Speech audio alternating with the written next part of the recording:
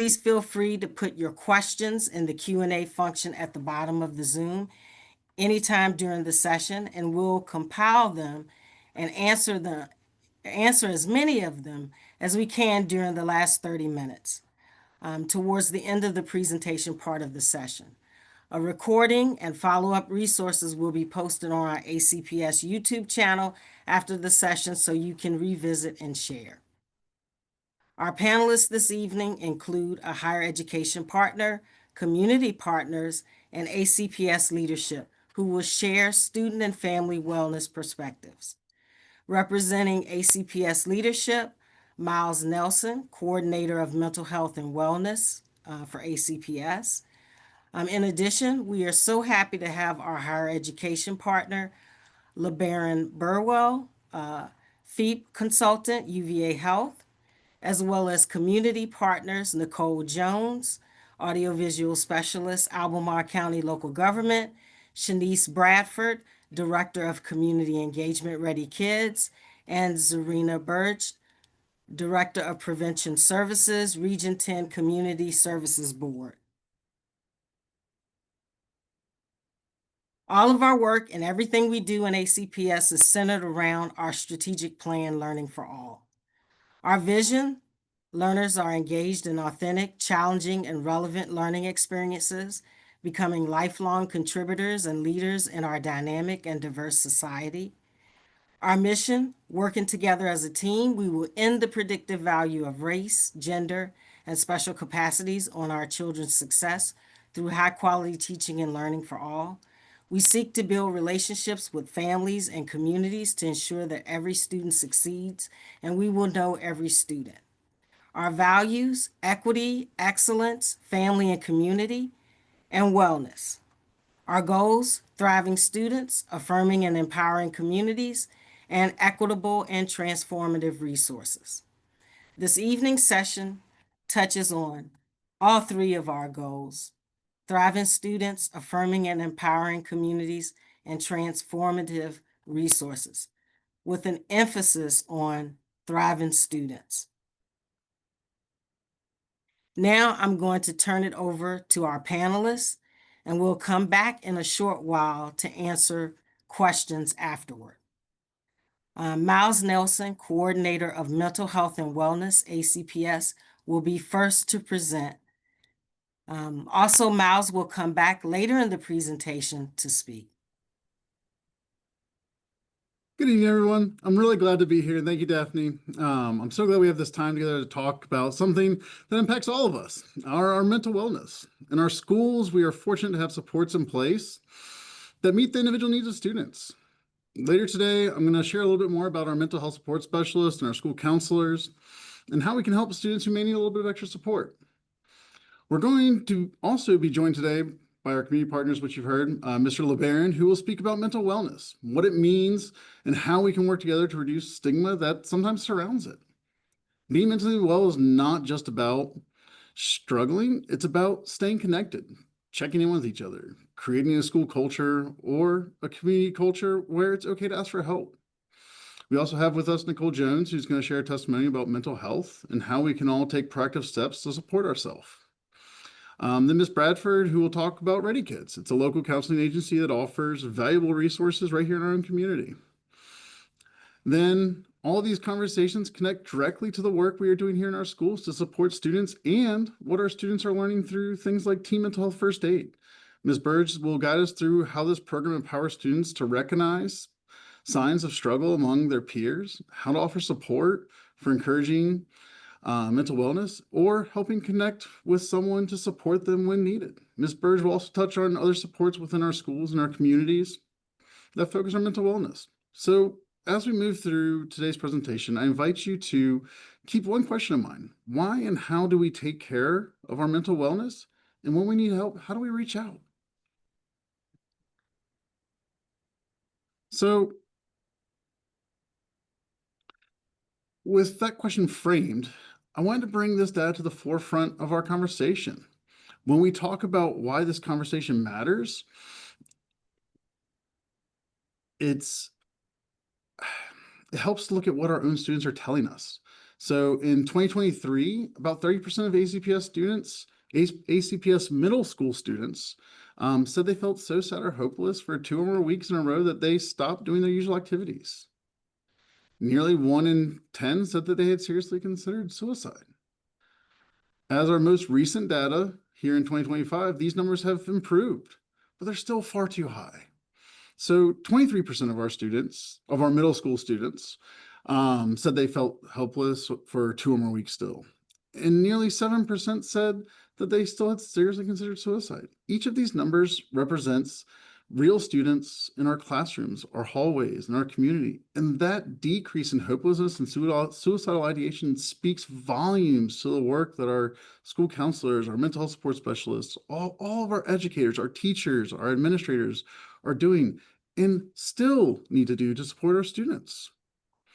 So some students might be smiling on the outside, but struggling quietly on the inside. So this is why we talk about mental wellness, because open conversations help break stigma around mental health and remind students that they're not alone and to connect them when they have nowhere else to turn. So from here, I'm going to turn it over to Mr. LeBaron, who will dive more deeply into mental wellness, what it is, and how it can support you or our students.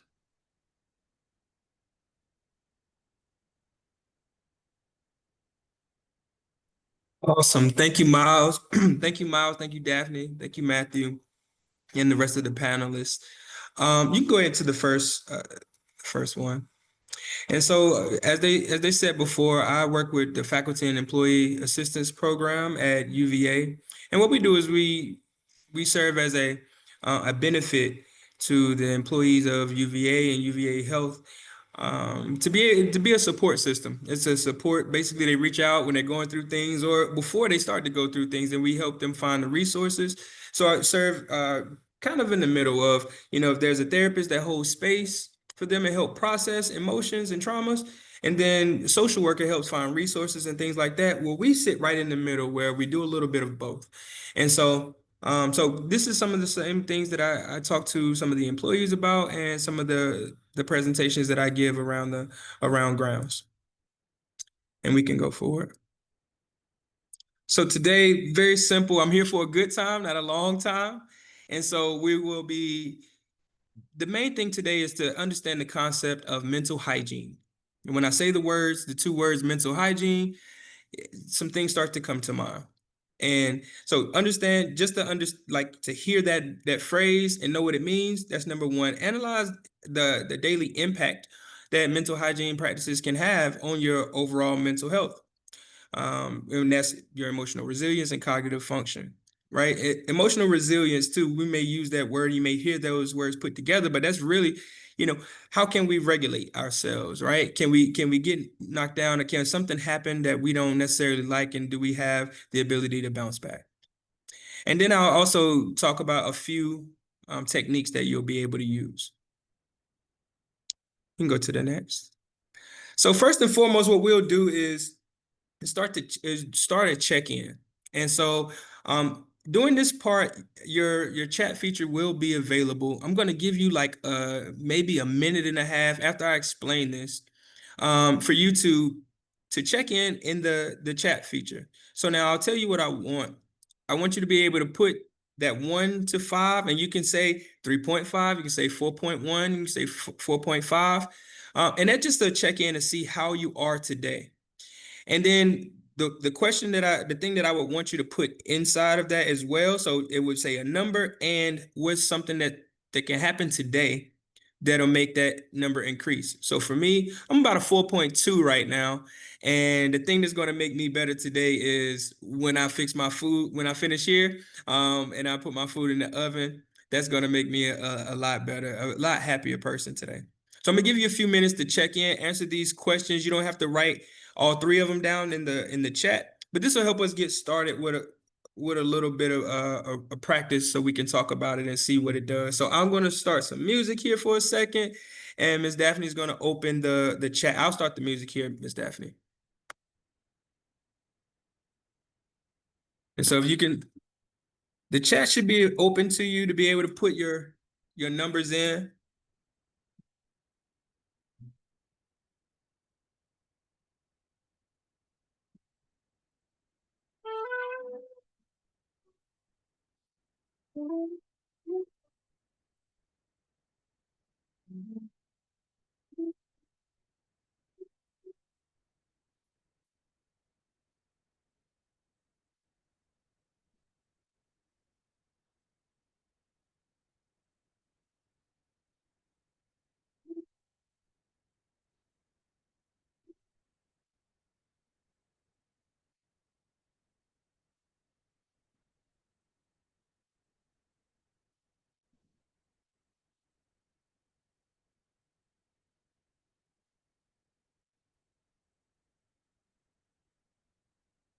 Nice. Need about 20 more seconds to get those in there.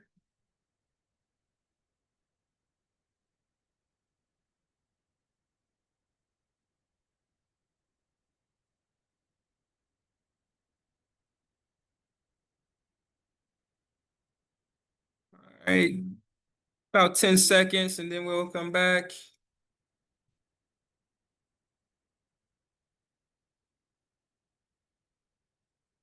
All right. So thank you all for participating in that. I see you guys are still going there. So this is a mental hygiene technique. And so let me tell you a little bit about what mental hygiene is first. And we'll have some slides, but being conscious of time, we won't necessarily go through in detail with each slide. But mental hygiene are the things that we do on a daily basis to improve our mental strength, clarity, and cognition. Yep, mental hygiene it helps us with our mental strength, clarity, and cognition. And so these are the things that we do to sometimes prevent mental illness, right? Aid yourself in a coping world. So aid with coping mechanisms in a stressful world. You can go to the next one. And so while I understand that there's a lot of stigma related to mental health, that's why mental hygiene is kind of my entry point, right? To be able to introduce people into what wellness and mindfulness looks like at a more broad sense, right? You can go to the next one. And so that's why I chose mental hygiene to become something that I want to be synonymous with. Right. I want to be synonymous with mental hygiene because what that does is that lets people know and understand that they have the ability to do things on a daily basis to contribute to their overall mental health, just like your oral health, just like your sleep hygiene, your hand hygiene, your overall hygiene. Right. And you can go to the next one. The other hygienic norms that you hear about all the time that you learn when you were a very little kid, right? You learned in preschool and things. You learn how long to brush your teeth, right? There's probably a song to go with it. You learn how many hours you're supposed to sleep. You learn how much exercise you're supposed to have, right? With cardiovascular hygiene, right? Exercise. And then again, we have the hand washing thing, right? How many times, how long do you wash your hands for? So we have standards for these things, but when I say mental hygiene, what comes to mind with the standard or the norm? Not much comes to mind when we talk about mental hygiene for a standard. And so what I realize is that we have to actually create those for ourselves because each person does something different to make them calm down, to make them feel grateful, to show gratitude and passion. So all of these things are different. So what we have to do is we have to create a formula. But let me tell you a little bit about, let me just give you something to think about. If you were to, so you see here oral hygiene, if you were to bite an onion, right? If you were to bite an onion, before you go talk to people or before you go out in the world, what would you do? You would do one of these things, right? You'll put mouthwash, tongue scraper, gum, mint, something in, right? To be able to rectify that situation, if you will, right? But that's the same thing we would want to do with our mental hygiene, right? Now, you might not be biting an onion, but if you get in an argument with your spouse before you go to work, or say if you're a child, if you get in an argument with your parents or your parents didn't get you something or something's going on at home, those are bites of an onion. And so what we want to do is we still want to find out what that Tic Tac, we want to find out what that toothbrush, we want to find out what that piece of gum is for our mind, for our mental health. And so as you see on the left side, You got all these things going to the doctor and whatnot, all these different remedies. But then when we talk about mental hygiene, really the only things that come to mind for us are, go to the doctor or get medication. And so that can be a scary thing because those are not the only things that we can do. You can go to the next one. And so what I ended up figuring out was that we have to create some type of formula. So if we have a condition, a technique, and an intended outcome can bring so much life and brevity to the things that we do. So I'm going to show you some techniques on the next one here. These are some mental hygiene techniques that we can do. Now, again, these are some examples. It doesn't mean that that's what you do. That means that these are examples. And so I want you to take a good look at those things like mindful eating. That means slowing down when you eat, right? Taking regular breaks. Go outside sometimes, like just step outside. It's okay to just step outside. Engaging in physical activity, expressing your emotions. Doing a meditation, deep breathing is something that I believe in, very, very much, because I believe that, we all have, and whether you're young or old or whatever, when you were younger, you probably took a deep breath to take care of yourself at some point. When you were young and your mom said, or now when your mom said, no, you can't go, and you pop your lips and you take a deep breath. Nobody really taught you that. That's something instinctual, because by doing that deep breath, you're calming yourself down, you're taking care of yourself. And this is something that we usually kind of get looked at and say, oh, why are you breathing so hard? What's wrong? And so we kind of stop doing it. But these are things that we want to do to take care of ourselves. And yes, I know, LeBaron, taking deep breaths ain't going to solve everything. Yeah, I understand that too. But stop breathing isn't going to solve anything either, right? So the more we breathe is a positive relationship to breathing and life, right? So you can go to the next one. So real quick before we go here, we're gonna do this to end, and I want to tell you a little bit about that check-in really quick. The check-in is so important for parents, students, community members, because it's hard to come to your child or come to your spouse or come to your friends and say, hey, how's your mental health doing? Most of us don't do that, right? Like it's hard for us to, and we don't know what to say if somebody says bad, right? And so one of the things that I'll say just off bat, which you'll probably hear again in this presentation, is 988 is a hotline that you can always call if you are having any thoughts of self-harm or suicide. If you're hearing things from somebody else that sounds alarming, 988 is a number to call. And so the other thing with the check-in, it's easy for me to hop in my group chat. I hop in my group chat right now with my guys. We got a fantasy football league going on, but I can hop in there and say, hey, how's everybody doing 0 to 5 today? I'm feeling like a 4.2. And they would do exactly what you all just did. Put in the chat 4, 3, 2, whatever, right? And if I want to, I can back channel some of my friends if they give a low number, if they say I'm a 0.3 today or I'm a 1.1, right? I can just check in with them and see what's going on. And so this is an easy way to check in. And so what we'll finish with is if anybody has ever taken a deep, taken some belly breaths and deep box breathing, this is what it'll look like. So we'll go through this one time. So just follow along. I don't know if the sound is going to be with it, but just follow along. Take some deep breaths. Hold when it says hold. Exhale when it says exhale. And I'll do it too. So it's going to tell you the directions first. Hold for 4 seconds. Going to exhale for 4 seconds. And you're going to hold for 4 seconds. And so here comes the real thing. Hold it.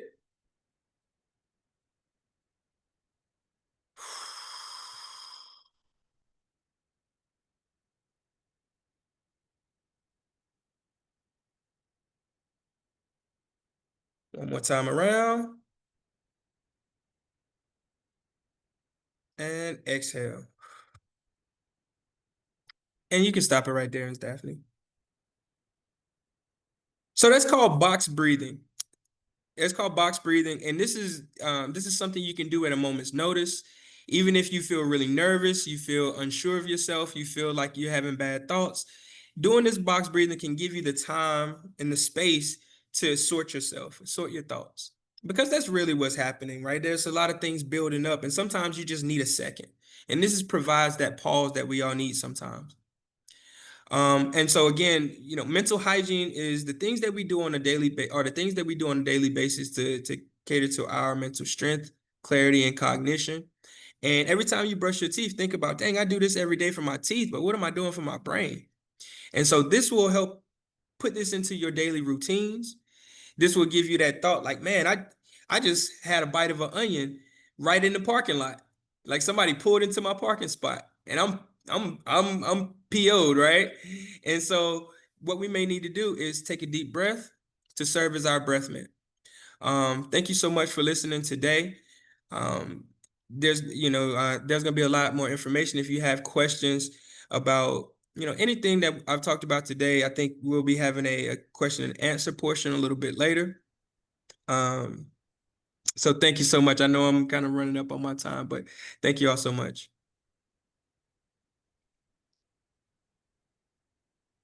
Thank you, LeBaron. I very much appreciate that. There's some really wonderful advice in those slides that has drastically helped me in my own life. Hi, my name is Nicole Jones. I work for Albemarle County, and I'm here to give you a bit of a testimonial about my own experience with mental health. And then I'm going to talk about some of the science behind the mindfulness techniques that LeBaron has brought up, give you a little bit more context from those, and maybe make them a little bit easier to engage with. I wanted to start with this slide. I have put a bunch of pictures of positive memories of myself over the last 2 years, 2 or 3 years. When the reason I did this is I used to only take pictures when I felt I looked good or I wanted to show off. And one of these things that I've done to try and reframe my own, responsibility in my mental health is to start to take pictures when I'm really happy. And I'll tell you, when I was looking through photos to put on this slide, my mood went from a 3 to a 4.5 so fast. Just thinking about all this wonderful time that I spent with my colleagues, with my community, with my family, and with my friends. Next slide, please. So, really quick, I'll start out with my mental health journey. So, how did it start? When I was very young, I went through a traumatic event, not something that I had the words for, not something my parents had the words for, not something that was ever really taught to young people at that time. And my family was not really big on communicating emotions. We didn't talk like that. It was more, how was your day? What did you do with the day? Not how are you? So I didn't really have a lot of the language that I needed to be able to ask for help with the issues that I was having. I knew that I was getting to a really dark place and I was getting thoughts of hurting myself, and I knew that I needed help. So I wrote a letter to my parents. That was the best way that I had to communicate safely and know that I was going to be respected and heard. So that's what I did. And my parents took it really, really seriously. But like I said, they didn't have the tools or the language to really engage with this. So they weren't sure how to navigate all of these resources that we have any more than I was. So what we ended up doing, like LeBaron said, is we went to a doctor and we had a very medication first approach. This did not work out for me. Lots of times it does. Medication is a great thing to give you a boost if that is something that you and your care team determine that you need. However, those mental clearing strategies that we were talking about are also vastly important. Like LeBaron's analogy with oral health, we don't just take a magic pill and our mouth is clean and healthy forever. There's lots of little maintenance we got to do. We got to brush our teeth. We got to try and do it twice a day. We got to floss. Not learning those techniques was really damaging to me in the long run. Once I did learn those techniques, after things had gotten very bad, I was hospitalized for suicidal ideation. However, in that treatment, I started to learn about, I had a lot of time to learn about these techniques, many of them that LeBaron just mentioned. In that time, I was able to talk to somebody I trusted about that event that happened when I was very young and start to start to process what that impact had on me. So that's why I have this right here. Knowing where your feelings come from really helps with processing, really asking yourself those questions. And if you need to have a therapist or a safe person do that with you, that's totally okay. That's what they're there for. After learning a lot more about myself and getting on the right medications, that's really the step that I'm on now, which is really taking initiative for my own mental health and taking responsibility for doing those maintenance tasks. You can click ahead. So what did I learn from this? Primarily, one back, please. Primarily, you are not alone, whether that is in the way you are feeling, in the way that you want to feel, in the fact that you want to feel better. There are people there that want to help you. You may not know who they are yet, but you can find them. A lot of times asking a trusted adult, even if, your guidance counselor is not, able to understand you, a lot of times they can connect you to somebody who does. That's what all of these resources like Region 10 and Ready Kids are here for, is to connect you to those cool resources. But it's hard to get those if you don't ask for help. And that is very much a difficult part, realizing that what you're feeling could be better, acknowledging and taking responsibility for yourself to ask for that help. It's very, very difficult to do, but once you do, you will have so many more resources and so many more people that are able to help pull you back up. I also wanted to highlight the advantage of writing down your feelings. I'm not a journaler. I have never been a consistent journaler in my life. However, there is a lot of power in being able to track what you're feeling to your environment. So I noticed in high school that when I had cheesecake for breakfast, I felt like crap the whole day, even though cheesecake is delicious and ideally a perfect way to start the day. So once I learned that, I could start to have a healthier breakfast, and that would set me up to a better position, and then I can have my cheesecake later in the day. The last thing I wanted to talk to you about is earnestly engaging with mindfulness, and this is also something that LeBaron touched on. It can be really difficult to hear, go take a walk, you'll feel better. It feels very invalidating. And it could be really, really painful that somebody thinks, that little of your emotions, that, all of these horrible things that I've been feeling and experiencing, you think I'm just going to take a walk and it's going to get better? Well, no. But like we mentioned with the 3.5, 3.6, 3.7, those small increments make a big difference. It is not, you do not have to do everything all at once. If you do not have the energy to shower, that's okay. You can wash your face, and that is still going to help you. Next slide, please.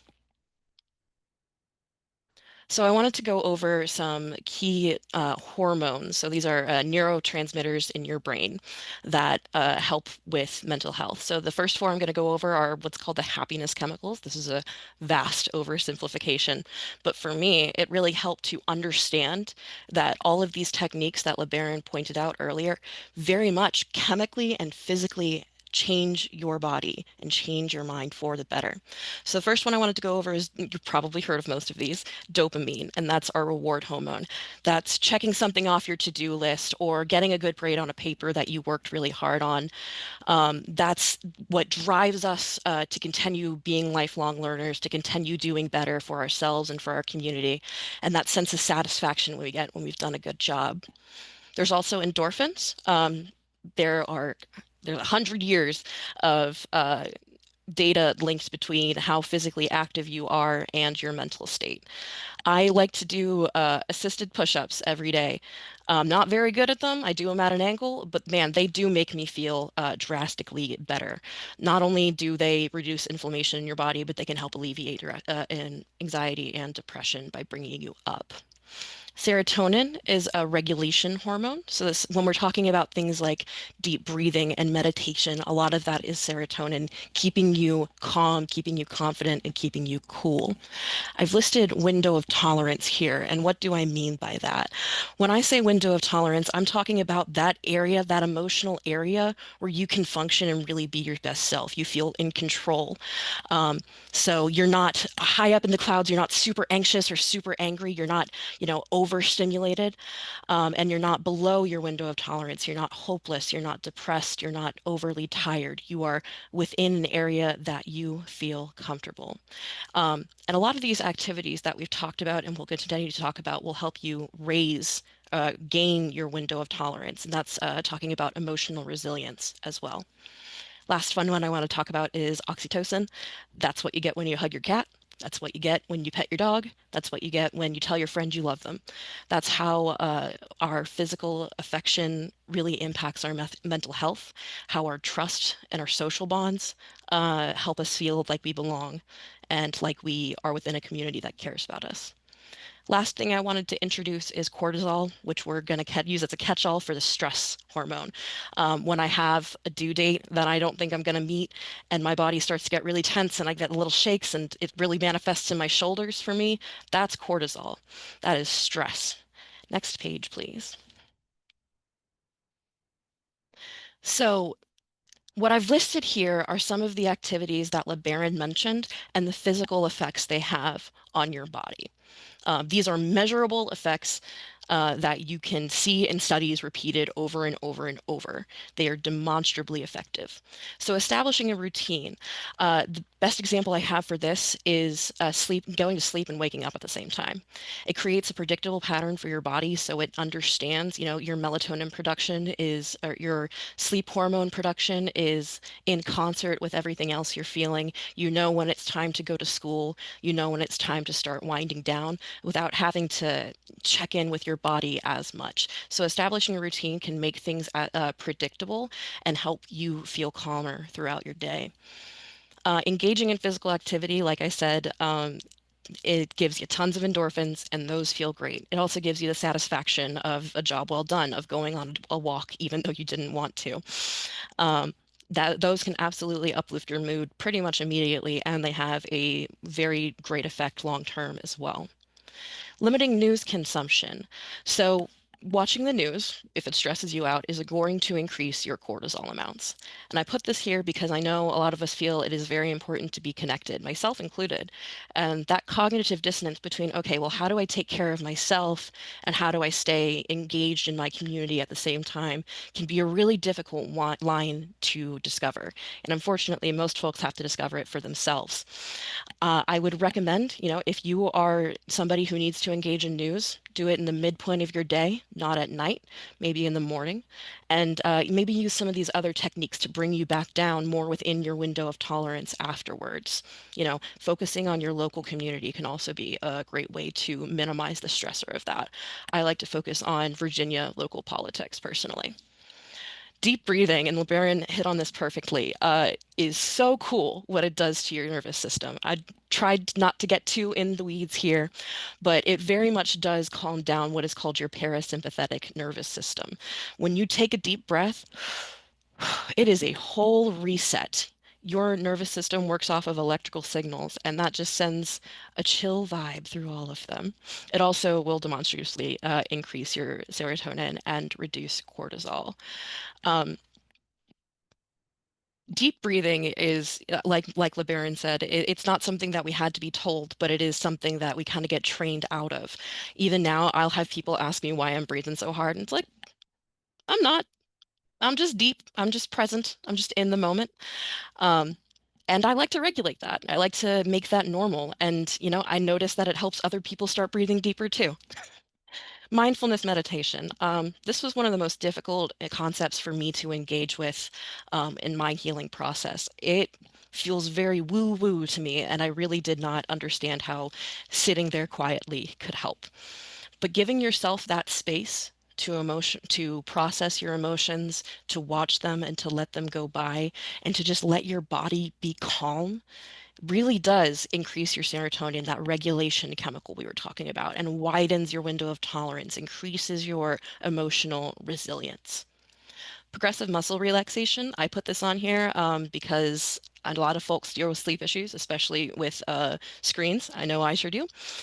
I can generally go to sleep in 15 minutes, and I had issues my whole life with that using progressive muscle relaxation. It involves clenching and releasing the muscles in your body in a sequential order. And similar to deep breathing and mindfulness meditation, connects with your nervous system and tells you, okay, it's time to chill out. When you release, when you're clenching your fist really hard and then you release it, you kind of feel how good that release feels throughout your fingers. You really get into your body, and that can very much help you calm down. Seeking social support is a difficult thing to do, but once you have those social networks in place, they will increase your sense of belonging, that oxytocin chemical. Maybe you get to find a partner that increases that as well. Maybe you hug your mom, and that's how you get your daily dose of oxytocin. But having a community, whether that's your dog or your D&D group or your family, is going to be radically helpful in your healing process. The last thing I wanted to touch on is gratitude, and this has been a big deal for me. There's a wonderful researcher named Brene Brown who does quantitative analysis on things like the idea of happiness. And according to her research, the number one indicator of somebody's overall satisfaction is gratitude. You can be living what looks like a really terrible life, but if you're grateful, you're on average going to be happier than a lot of other folks. So gratitude journaling is a great way to do this if you can keep up a daily routine. For me, that tends to stress me out. I have to think about it. So instead, I have integrated it into my daily routine by making it almost a natural reaction to positive things that happen to me. When I hit a green light, I say thank you. If it is an absurdly hot day and there is a breeze that comes, I say thank you. It just makes me feel better. It makes me realize that I have improved my mood from where I was 2 seconds ago, and that's something to celebrate. Gratitude is a wonderful practice to integrate into your daily life, both for your mental health and so everybody around you can feel a little bit better too. That's all of my slides. I'm happy to answer any questions at the end of the conversation, and thank you very much for having me. Thank you, Nicole. Next, we have Shanice Bradford, Director of Community Engagement for Ready Kids. Hi, yes. Thank you all so much for having me. I just want to speak to the themes I'm seeing here tonight with regards to wellness, mental health, and the importance of community. So yes, I am the Director of Community Engagement at Ready Kids, and we can go to the next slide. Our mission promotes kids' well-being through counseling, family support, and early learning opportunities. And the way we go about doing that, it falls into three different focal areas that we typically focus on. So, family support. Basically, that's our free support to anyone who is pregnant or has a young child that is currently pregnant or has a child 0 to 3 months, basically. But we do this by home visits, and we're able to do some developmental screenings and just connecting families and moms with local resources. Another way we go about this is through our early learning. So we have our Ready Steps, which is a playgroup-based program where parents, caregivers are engaged as the child's first and best teachers. So activities include music, art, imaginative play, and if you're wondering, like, how does this relate to, the work we're doing? If you have younger siblings or if you have a teen who is pregnant or has a young child, this might be an additional support. These groups are held in the community at different locations. We also have our Growing Minds team, and they focus on improving the quality of early childcare in the preschool setting. So via coaching, training, and just a general support to early childhood teachers and directors. So our youth counseling program, sometimes this is the thing I feel like most people know us for.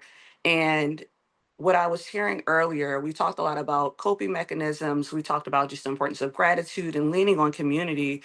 But what do you do when that's not enough? What do you do when you don't have that community? What do you do when you just can't find the ability to just keep going, or you're having a hard time finding that gratitude? Maybe it's because something traumatic has happened. So our youth counseling program, we provide free trauma-informed counseling for ages 2 to 18. Those who have experienced trauma, this includes physical abuse, sexual abuse, neglect, exposure to domestic violence and discrimination, et cetera. We also have the short-term counseling for teens, so that's ages like 12 and up, provided at no cost. And a referral can be done via phone or on the form with up to 3 months of service. We also use creative, integrative, and evidence-based therapies such as play, art, music, and sensory activities. So who is eligible for our counseling program? Youth ages 2 to 18. This would typically be a youth who has experienced trauma that would also be considered a crime, and or youth who has experienced trauma that would also be considered traumatic discrimination.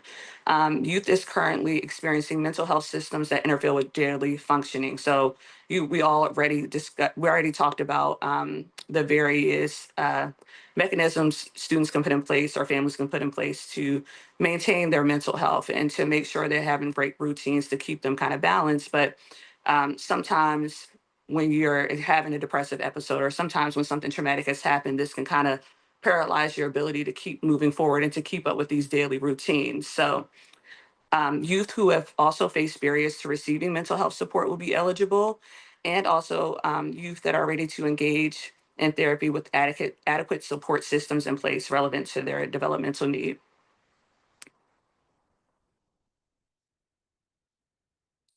So also at Ready Kids, we have our Teen Warm Line, right? So I think I spoke to this earlier. I know we're getting ready for a holiday break, and I know the seasons are changing, so people are going to be feeling, on top of everything else that's happening in the world, there's a lot happening.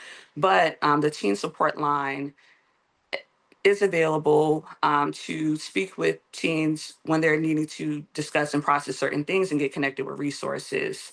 And teens that are living in Charlottesville, Albemarle, Fluvanna, Louisa, Greene, or Nelson are able to access these services. And that's Chaya and William, our two emotional support dogs.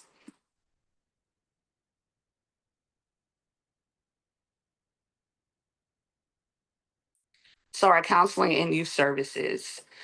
If you wanted to refer someone, anyone could make a referral. Our referral form is online, and you simply just, this is a screenshot. To the right is a screenshot of our website, and there's a referral form. And to be honest, although we are full at this time, I still would encourage you to get added to the list, because in the event we do have an opening, we'll be able to see you. But all you have to do is send an email to counseling referrals as well. If you have additional questions, you can contact the phone number noted above, the 296-4118 extension 4. Complete out the referral form. And once again, this is for ages 2 to 18. And families can self-refer at no cost and no assurance is required. We're also connected with a lot of the schools, so we can get a referral from the school as well. So teachers, counselors, social workers, and organizations can also refer children or teens for trauma-informed counseling. So group offerings. So we do get a lot of questions about what groups are we offering. And if you all ever have any suggestions on other groups you would like to see, we will take note of that and, plan ahead when we're thinking of just like other programming to offer in the future. But one of the groups we're able to offer is the Trauma Informed Parenting Group. And so the next one is being planned for February of 2026. And also stay tuned for more additional group offerings, because we will post them to our website.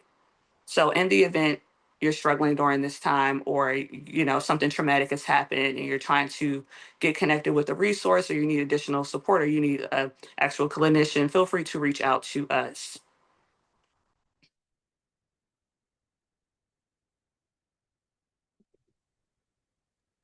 All Hi, right. Thank you, everyone. Shanice. Now we'll have Zarina Barge, Director of Prevention Services for Region 10. Good evening. Thank you, Dr. Kaiser. My name is Zarina Burge. I'm the Director of Prevention Services with Region 10. So in prevention, we implement a continuum of community and school-based services that help to promote mental wellness by aiming to increase protective factors for youth and families, as well as decreasing risk factors for developing mental health and substance use disorders. So our offerings that we're going to talk about include community trainings, evidence-based programming, wellness campaigns, community outreach, and coalition development. So first we have community trainings, and here we have a list of some of the trainings that are available for free to the community to help build awareness, reduce stigma, and normalize conversations around mental health and trauma. So first we have Adverse Childhood Experiences, or ACE interface. And this goes into adverse childhood experiences such as abuse or maybe experiencing violence in the home or in the community that can have really long-lasting impacts on children's mental health and well-being. So this helps increase awareness of ACEs as well as how to build resilience in our communities and help to mitigate some of the negative effects of ACEs once we know that they are at play. We also have Community Resilience Initiative trauma informed and trauma supportive trainings. So this is a more in-depth look at ACEs, toxic stress, and how people can build trauma informed practices to help grow individual and community resilience. It also highlights the importance of self-awareness when we are working with young people and just responding to our family members, just knowing for ourselves what is triggering for us and being aware of how our reactions to the person in front of us might actually be exacerbating or making the situation worse. And so trauma-informed practices like that, where, we always say it starts with us. We also have a couple suicide gatekeeper trainings. Assist is a 2-day training, and Safe Talk is a 4-hour training where participants learn to recognize the warning signs of suicide and help provide an intervention or connect someone with someone to professional help who can then help them. Then we have a whole suite of mental health first aid curriculums. This is a national curriculum, started out with an adult training for adults helping other adults. Then they made a youth training where it's adults who work with young people. It could be parents, how to interact and help your youth. And then finally, the more recent version, teen mental health first aid, which teaches young people to recognize the signs and symptoms of a mental health challenge, how to provide help to your peer or whoever it may be that is experiencing a mental health related challenge or crisis. So we had the pleasure of implementing this with ACPS high schools last year for the first time.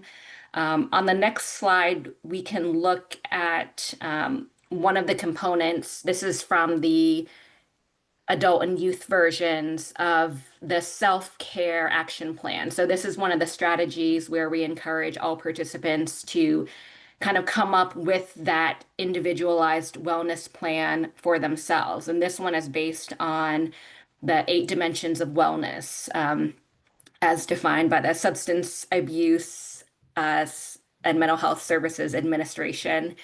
And so there are things like intellectual wellness, which could include things like learning something new or reading a book. Occupational wellness, feeling like you enjoy the work that you do.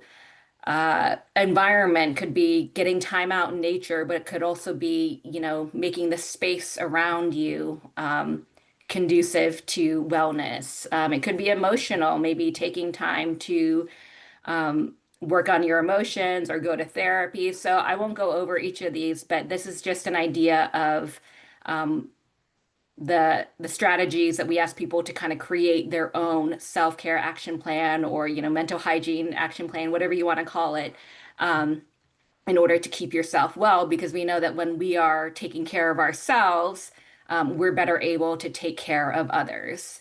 So on the next slide, we'll see a little bit of a variation of how it looks for the teen mental health first aid program. So their self-care action plan looks more like it's called a self-love action plan, and it's broken down into the categories of nourishing and moving your body. So making sure we're eating right, sleeping, getting movement. How are we recharging? Are they getting enough sleep? Are they doing things that allow them to be creative or to give back to their community? Are they taking time to disconnect from technology and reconnect with others in person? Also just setting limits in relationships around your time. And one of the main strategies that we cover with young people in teen mental health first aid is to reach out to a trusted adult. And so on the right side, you see here, we have them create their circle of support. So we have them identify who are those adults in the building that they would go to. We say, don't just say teacher, put the name of the teacher who you feel connected to, put the name of the counselor who you're going to see. We ask them to make at least 4 of them adults. They can put a friend on there. We say if you can't think of 5, you can put 988 in there as the suicide and crisis hotline. And so that's just part of the action plan that they work on in that program. And so in Teen Mental Health First Aid, last year we had 815 students participate in Teen Mental Health First Aid program. And some of the outcomes were that 80% reported that they felt more confident helping a friend with a mental health challenge after taking the course. And 91% of them reported believing someone can get better after a mental health crisis. So this just kind of speaks to the belief reflecting hope that people can get better from mental health challenges.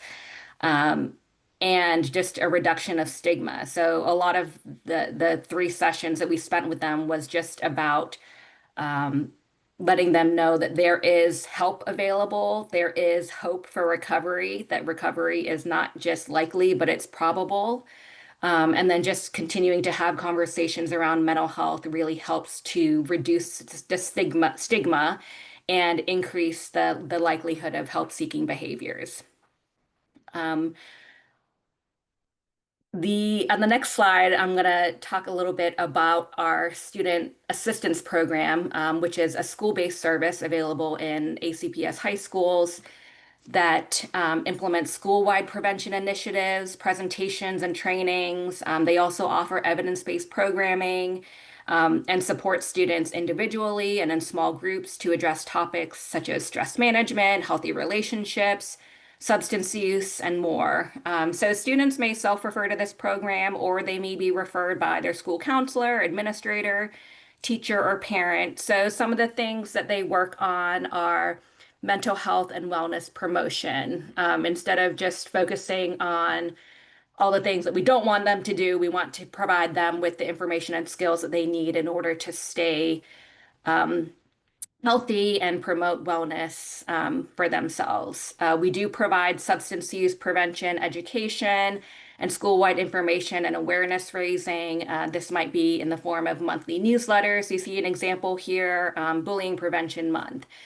We also cover topics like vaping and alcohol and seasonal affective disorder. But we also have months like Mindful March, where we focus on topics that can help them increase their wellness. So those are all activities like that, tabling info in the cafeteria, bulletin boards. These are all universal strategies that are aimed at all students. And they also do classroom and parent presentations, early identification and individual support and referral for mental health and substance use challenges, working on reducing risk factors like social isolation or poor emotional regulation skills, or this could be increasing protective factors like increasing a sense of belonging or having a trusted adult to go to in the building. And we use evidence-based programs such as Teen Intervene, which is a screening and brief intervention for early substance use. And then finally, our next slide, last slide, is we also help administer 2 local coalitions, which bring together stakeholders from all sectors to help increase the capacity of our community to address mental health and substance use issues here in our community. So these coalitions are actively involved in stigma reduction campaigns, trainings and special events, resource sharing. One is the Community Mental Health and Wellness Coalition. They have several subcommittees. The public awareness one is folks who work on awareness events, social media, marketing campaigns, who aim to help reduce stigma, make the community more aware of resources that are available to them, and encourage help-seeking behavior.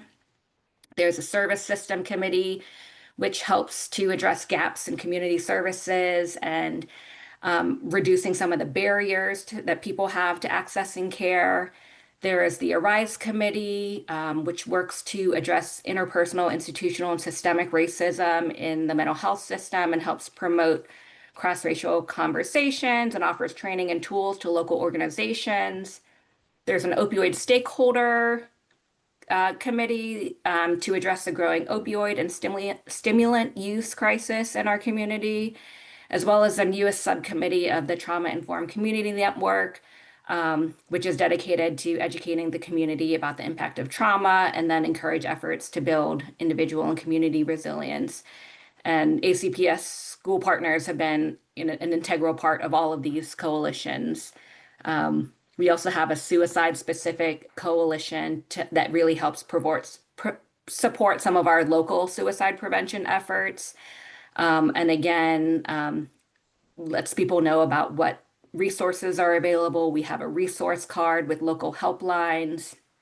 And both of our coalitions really help promote some of the resources we have, like our free harm reduction safety device distribution, which if you go to region10.org, there will be a pop-up and you can request devices for free, which addresses the risk factor of people having access to lethal means such as firearms and medication. So we have things like firearm locks and lock boxes available to anyone in the community. And that is all I have. Thank you, Zarina. I really appreciate it. So to kind of recap our continuum of services that you've heard today. So I mean, between community, prevention, support, and intervention, we're building a true continuum of care for students' mental health and connecting every layer of support from teachers trained in youth mental health first aid to doing teen mental health first aid. So where students need help, we're trying to bridge resources to make sure that everyone gets what they need. And so whether it's connecting with your school counselors or mental support specialists who meet students where they are, to administrators going above and beyond and taking part of some of those trainings that Zarina mentioned, such as the ASSIST training. We have had a group of administrators participate in applied suicide and intervention skills training. The collective effort reflects the belief that student mental wellness takes a partnership. It's a partnership between educators, it's between families, it's between community. And so how we are all working together to make sure that every student feels seen, supported, and connected. So I say all this to say, if you're ever unsure of who to reach out to, school is always a great place to start. And I would always recommend reaching out to the school counselor first at your child's school to start the conversation. If you're unsure of who your child's school counselor is, every school has a really great directory to look up who the school counselor is, or we've also implemented another resource, which is called Help Me. So Help Me is an app that includes resources like the Charlottesville Access Project. It lists out different resources available throughout the community. It also provides a direct access to the crisis text link, which is very similar to 988. They're both national crisis lines. The crisis text line is integrated in this one because from what we've seen, that texting is more popular among teens.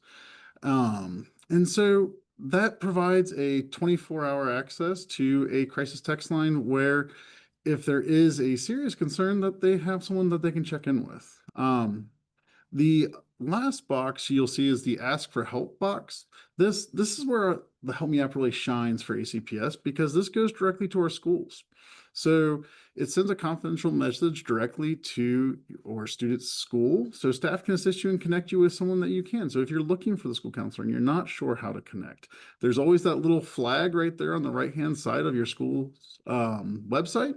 And that provides you a direct link to be able to access school to get connected with the school counselor, the mental health support specialist, or just a starting point to start a conversation of what you might need and how we could help support you. So we talked a lot about what this app does, but I want to be sure everyone knows how to access it. And so again, that is that little flag there on the side. And with that, I just want to say thank you for today. We're getting closer in time, so I wanted to make sure that we had time to answer questions today, and we really appreciate everything that you all are doing and here to support your kids. Thank you.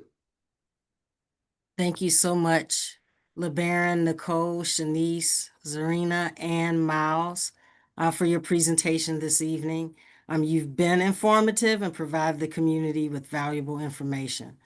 Now we're going to take about 25 minutes to answer questions. We have a few come in through the Q&A function at the bottom of the Zoom, and feel free to keep sending those through, and we will answer in the order that we are receiving these.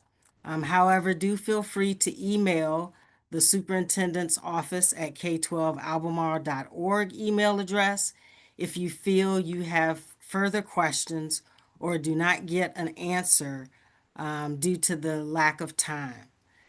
So now we will go to our questions. The first question, what should a student or family do if they're worried about a young person's mental health but aren't sure where to start? I'm happy to take that one. So again, I think our school counselors are a great resource, and they're a great, I liken them to like a case manager. That's always the starting point. They know all the different resources. It's a great connection of how to or where to go with what support and what you need. And so they're always willing to start that conversation. And whether that means that they can help provide some things like the mental wellness ideas, they can talk through different resources and supports and structures. If it seems to be a need for more, they can connect you with the mental health support specialist. They can partner with you and your family with whatever you need. So I think for the connection piece, the school counselor is a great starting point. And whether it's emailing them directly or using the Help Me app or using the school directory of how you get in touch with them, even have families call into the office associates asking, hey, who's my kid's school counselor and how can I connect with them? And they'll gladly transfer you over so you can leave a message, and they're more than happy to get back in touch with you. All right, thank you, Miles. What are some of the most common barriers that keep students from seeking help? And how can we work together to reduce them?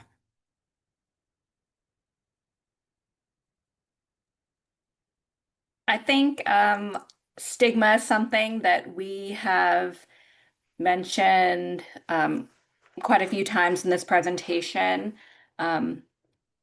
It's something that has been in place for a long time, and it's not always easy to just get rid of it altogether. So just having these conversations reduces the stigma, letting people know that we notice, that we care how they're doing, that we're asking them how they're doing. We're talking about mental health. So just the fact that we're having these conversations, that we're bringing these classes into the classroom, really just kind of normalizes that it's okay to not be okay, and there is help available. Letting people know that resources are available and that recovery is very likely. Building Yeah. off of that, due to that stigma, I think it can be very difficult for folks to recognize when their issue is quote unquote worthy of seeking help. It is always worthy of seeking help. It does not matter if you need a bit of a lift or a bit of a conversation, or if you need a crisis management team. It is always good to ask for help. Yeah, and I was gonna kind of merge the first question and the second question, because kind of when you said, where can a parent start, and then also, what are some barriers there? I would say, modeling is one of the most effective things as well. So you're doing things that contribute to your mental health. If you do have a therapist, then letting them know about your therapist and talking to them. If you have had an evaluation or you have had some battles with depression or anxiety and things like that, being open with them, being open with them allows them the space and time to be able to be open with you. And so that's the first one, is modeling, and then communication. Like, just communicate. Sometimes, just even with the check-in that I showed earlier today was, that's a way to kind of ease into that. Like, okay, how we feeling today? 0 to 5. And you know, and that's the way you can continue to check in and you can ask about those responses. And so I do think sometimes that is a barrier. Sometimes that we feel like we may have to, as adults, we may have to hide some of our challenges. Thank you. The next couple of questions have to do with accessing resources from the community. For families who may feel overwhelmed or unsure about what the first step would be, and then specifically around accessing counseling and support if families find they're in a situation where they don't have insurance or transportation. Yeah, so I mean, I'm happy to touch base with that one. And I'm going to combine it with another one because there's another question in chat that says that are Albemarle County Public Schools equipped for a mental health crisis in an elementary age child, and what are those steps? And so to touch base on the first part, for resources, if transportation is an issue, working with the school counselor, we can look at options potentially like telehealth services. And that's where the problem solving piece comes. And that's why I always use the liken it to like a case management, because it just starts the conversation around mental health and what we can do to see what the need is and what supports you might need. And some of it might be connection with a support group. Maybe it's a parenting support group. Maybe it's a support group for something specific that your child is going through.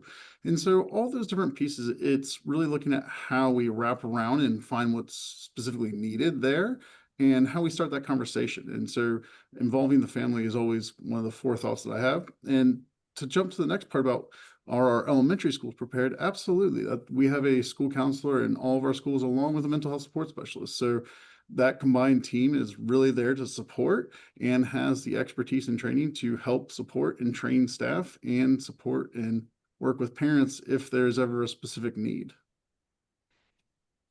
Yes, and I was going to say also that the way we've designed some of our programming and how we meet with clients is meeting them where they're at. So whether it be coming to the school or identifying another safe place to meet in the community or at our office, just being creative in our approach to meeting people where they are. And then with regards to access, like how do I access it? If you can pick up the phone, we would do our best to get you connected with another counselor. We have a list of services and resources that we can connect you with. So even if we're not able to take you on, we'll do our best to get you connected with a proper resource. Thank you. Miles, you started talking a little bit about the mental health support in the schools. Can you speak a little bit more about support during the day and who can students turn to if they need immediate support? Yeah, absolutely. And so I think that's one of the greatest things is we've seen lots of our teachers also engage in things like youth mental health first aid.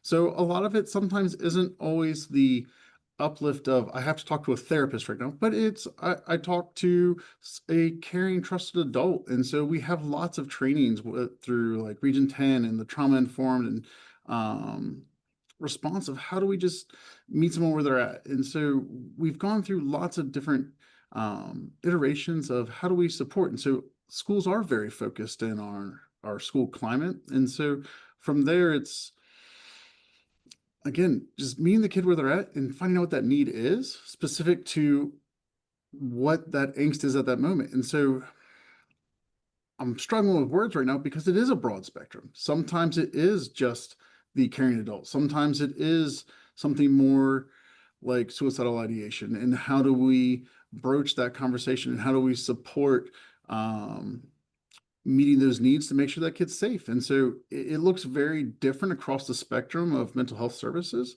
So again, that's where we have that staffing built in to support and help families through all of that process. Zarina, how do programs like Teen Mental Health First Aid empower students to take care of themselves and each other? Yeah, I think It gives them the confidence, which starts with some basic knowledge. We talk about what is mental health, and we explain that, it's something that exists along a continuum. It's not something that is constant. There might be days when you feel like your mental health is pretty low. You might rate it more like a 2. And then there might be days when things are going really well and you might be 4.5. And so we talk about how mental health exists on a continuum, and just to be aware, like LeBaron was talking about, doing those check-ins to say, hey, how am I doing today? Do I need to do a little bit more self-care? Do I need to connect with someone in order to get myself to a better place? But then we also define what's a mental health challenge and how do I know when I need some extra help? Is this something which is affecting my daily functioning? Is it affecting my school, my relationships, my health? And so we help them differentiate what is just, I'm feeling sad today, because we know that it's normal to feel sad after something bad happens, versus, hey, I've been feeling sad for 2 months now. So I think we give them the knowledge to know what's the difference between regular worried, or maybe I need to get to talk to a trusted adult to figure out what's going on, and maybe I might need some extra help. So I think the knowledge helps translate to confidence. It breaks it down into actionable steps, which start with noticing signs and symptoms, things that we see, whether it's withdrawing or things that we hear, like a friend maybe posting something about being all alone on social media, and using that to approach someone, ask them how they're doing, listen non-judgmentally, without making them feel shame for feeling that way, and then moving on to connecting them to the appropriate resources to help. So I think young people, they know a lot, and they learn a lot, from places like social media, but so they can be very, in the know. But then some of we do have to combat some of the misinformation that exists out there as well. So it's been a real pleasure working with the high schoolers, and they really are quite good at talking about mental health. And I'll just add something about the mental health first aid.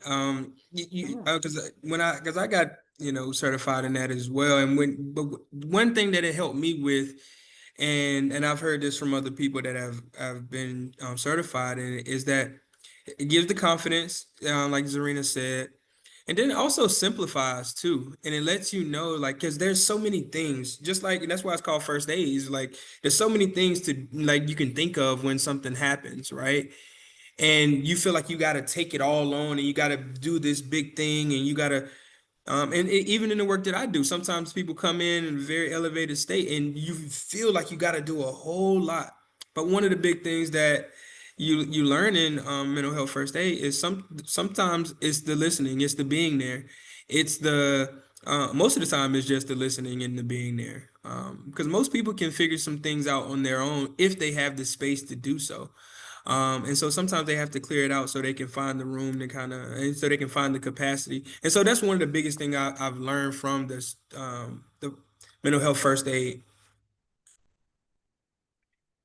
LeBaron, I want to stay with you for a moment. We have a few questions come in. The first one, what is one simple daily practice you would recommend for students who want to strengthen their mental wellness? Affirmations. And you can get affirmations you can do affirmations through looking in the mirror, saying it out loud, saying it to yourself, writing it down, texting it to yourself, saying it to somebody else, or you can find it in music. And so one of the things that I love to do is I run, is help people find music that they already listen to and help identify why we like it. Right. One of the songs that I helped this one group when we were talking about it is 50 Cent, I Get Money. I get money, I get, right. Like, so it's affirmations, things that you think about. One of my favorite affirmations that came from just from a spur of the moment thing was, I can do anything as long as I don't give up. That's my favorite affirmation. It came out naturally. One of my ex, we were remodeling the house and she wanted me to call an electrician. I probably could have, but she wanted me to call the electrician. And I was like, I'm figuring this thing out. And 1 minute turned into two, and then the third minute I figured it out. The power came on, and I exclaimed, I can do anything as long as I don't give up. And I meant it. And so when I say it now, it gives me that vote of confidence to not give up. And you're capable of whatever it is that you set your mind to, as long as you don't give up. So I think affirmations is the one single solitary thing that I would add to our daily routine, to our mental hygiene techniques and practices, to be able to give us that boost. Because sometimes setting intention is the same. And I don't want to get into a long thing, but affirmations help set a narrative for our lives and set a narrative for ourselves. And one of the things that I always talk about, and I've seen to be true, is that we will find data, we will collect data to prove what we already believe. And so if you are already believing that you can do anything as long as you don't give up, you're going to continue to look for data to prove, like, look, I didn't give up and I can do it. I didn't give up and I can do it. But if you're saying the opposite, if you're saying something else like, oh man, I'll never get that right, I'll never be able to do this, then you will collect data to prove yourself on why you won't be able to do it.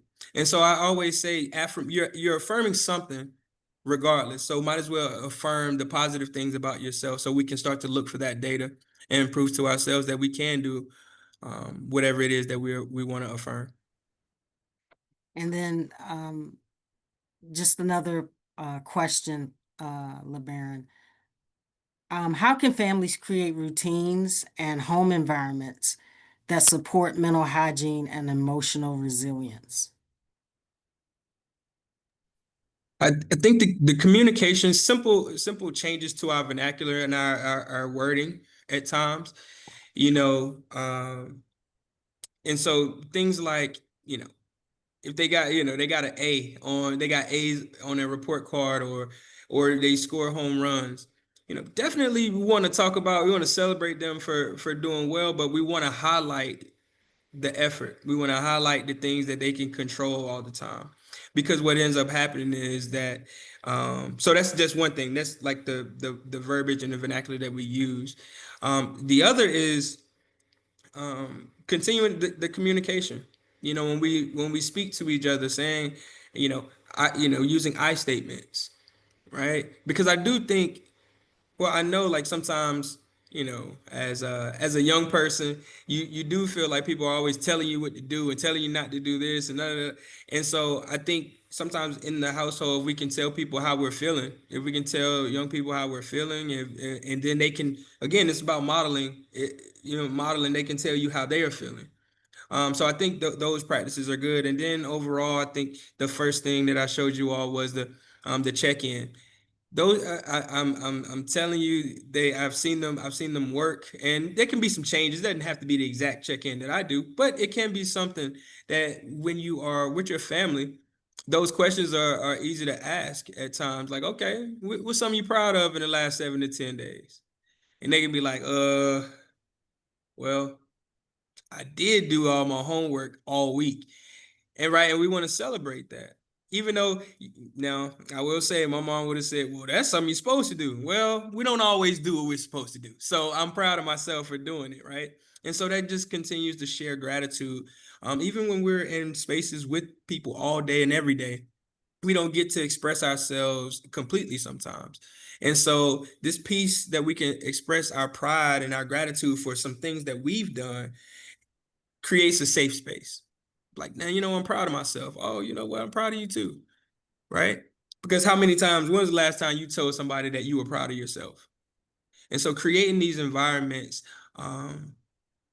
definitely rely on kind of what we say to each other. And the last thing that I'll say about that is just a thought process. We all want to be we all want villages, but sometimes we have to be villagers. And so what that means too, that's for parents, children alike. And a villager, sometimes we may think that, oh, the only way I'm being a village is if I rule the village. And understanding that, you are the parent, you are, running the household. However, sometimes as a villager, being able to speak to people, find out what's going on, find out how you can be of service, and things of that nature. Because I think as we continue to be um,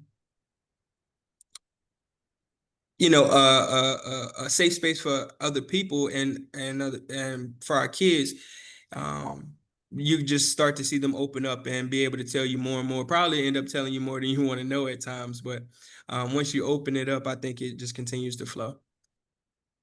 All right, thank you. We have time for probably a couple more questions. Nicole, this one is for you. How can caregivers support teens in using tools like mindfulness, gratitude, or deep breathing without it feeling forced? That is a really good question, and that feeling forced aspect is kind of the cringy part to get past. It can be very, very difficult. Um, I would encourage you to start by doing it on your own. Uh, not only with your child, but on your own. Not just to model the behavior, but to also understand why this is such a good behavior to model. Once you're able to really communicate, yeah, I went on a walk and I felt so much better. Um, and being honest about how you weren't feeling that great before that walk, and being honest about how you feel much better after it. In order to get rid of that forcefulness, I would really encourage you to make it a two-way dialogue where you're not asking, you are telling them how you are feeling, as well as asking them how they're feeling. When it comes to doing those deep breathing things, um, a lot of what helped me personally get past that was understanding the science behind it, and having that emotional and intellectual connection between mindfulness and how I feel after it. There's a lot of resistance to that initially. If you can, especially those check-ins, start to normalize it, practice it in your own life, and model it, not just in front of your kid, but in front of your coworkers, in front of your partner. It starts to become a more holistic approach and feels more like it feels more authentic because it is more authentic. All right. Just thinking about our partnerships and collaborations. What's one thing you wish more families knew about the services your organization provides?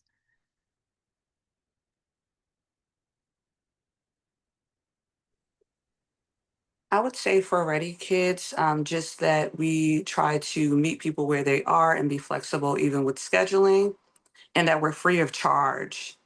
Also, too, I think we noted this earlier with regards to stigma, just recognizing that people are new to the country, they might speak multiple languages. We do have a bilingual counselor on staff as well.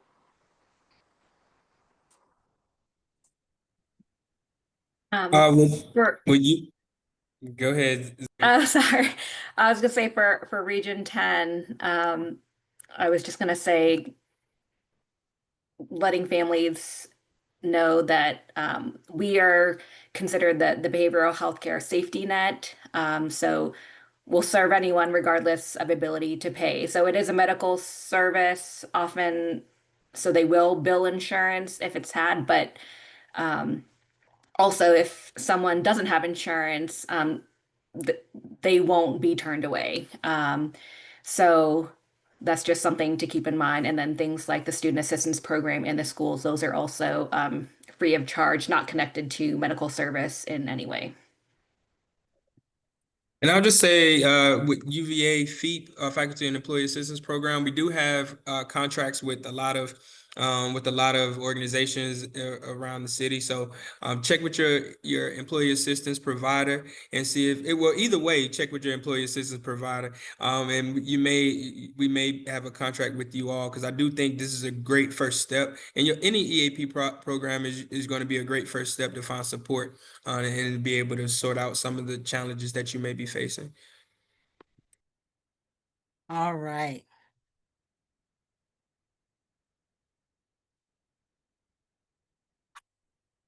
Thank you so much. We have run out of our time together for this evening.